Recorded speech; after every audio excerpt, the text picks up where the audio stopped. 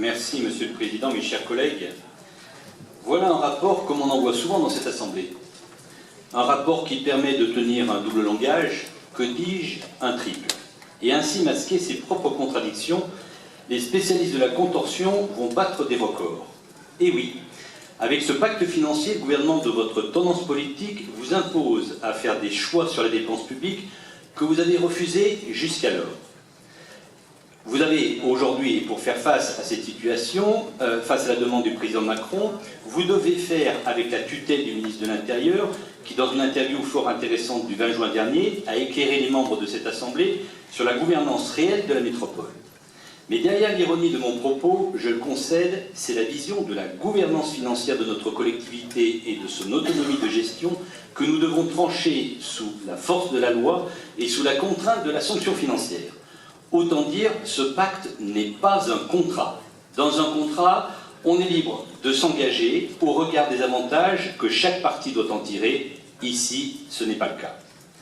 D'une part, l'État impose des économies de fonctionnement aux collectivités pour avoir à moins leur donner un accompagnement financier, mais lui-même ne s'impose pas cette restriction. Il serait intéressant de voter un vœu qui demande à l'État de commencer à s'appliquer à lui-même ce qu'il demande aux autres. Sur l'effort demandé aux collectivités, nous avons un peu de mal à comprendre. L'attente réelle du gouvernement de M. Macron, quand nous écoutons M. le ministre d'État, ministre de l'Intérieur, le 21 juin, répondre à une question orale au Sénat sur la contractualisation, il fustige ses propres années socialistes. Ainsi, je cite, « La baisse de 11 milliards d'euros des dotations de fonctionnement aux collectivités s'est traduite par une baisse de l'investissement de 8% en 2014, de 8% en 2015. Et quand on lit les attentes du gouvernement, que M. Broume a bien mis en évidence dans sa présentation, ce ne sont pas 11 milliards, ce sont 13 milliards d'euros de baisse qui sont attendus d'ici à 2022. D'autre part, car si les dépenses de fonctionnement des collectivités jouent sur les marges de manœuvre financières, elles ne creusent pas la dette publique, puisque les budgets de fonctionnement sont obligatoirement équilibrés, donc cette contrainte ne réduira pas la dette. Un autre élément vient rendre difficile l'élaboration de ce pacte. C'est l'insécurité juridique qui entoure les choix de contractualisation.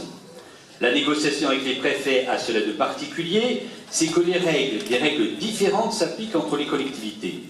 Au départ, on aurait pu penser que c'était une liberté d'adaptation aux spécificités locales, mais pas du tout. C'est un calcul purement mathématique, une vision purement budgétaire, votée par les députés En Marche.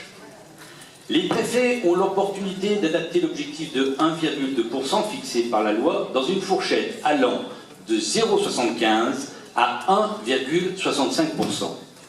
Les négociations sont individualisées avec chaque collectivité, mais l'objectif global est régional et non plus national.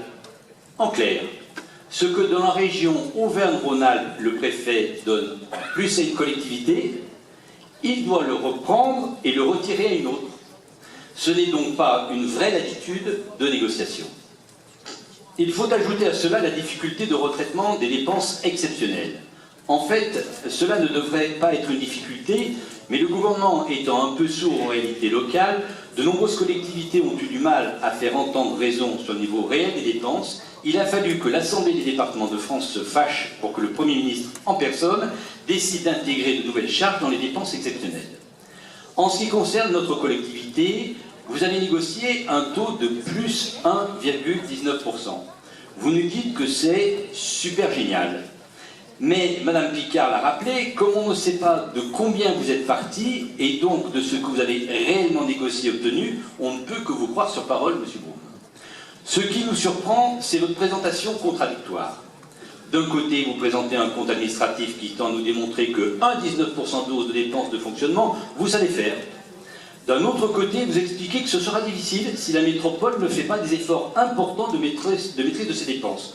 Que pour cela, les services administratifs participent à des réunions d'arbitrage, que des référents économie à faire ont été mis en place, que les vice-présidents ont tous été mis à contribution. À quel moment vous dites la vérité? Quand vous présentez le compte administratif en conférence de presse ou quand vous vous exprimez au sein de cette collectivité à huis clos? Nous aurions plutôt tendance à penser que non. Les 1,19%, ce n'est pas gagné. Car jusqu'à présent, vous n'avez jamais pu limiter la hausse des dépenses de fonctionnement. Et je vais vous dire pourquoi. car vous n'avez jamais pris la mesure de l'impact de vos décisions politiques sur les finances de la métropole.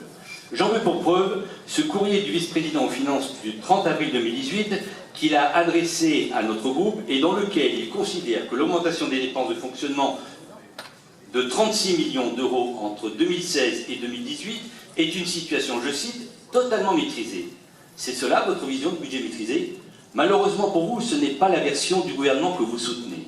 Cela ne devrait pas être non plus ceux des députés LREM élus dans cette Assemblée, mais ils ne sont pas à un réunion près.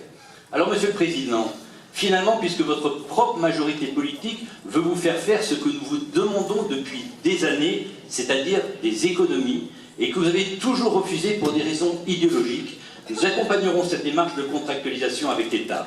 Notre groupe Les Républicains et apparentés, qui a une colonne vertébrale et qui a un axe politique qui n'a pas varié, votera cette délibération et en même temps, il regardera avec plaisir ceux qui forment votre majorité et qui vont se renier en louant ce qu'ils exécrèrent.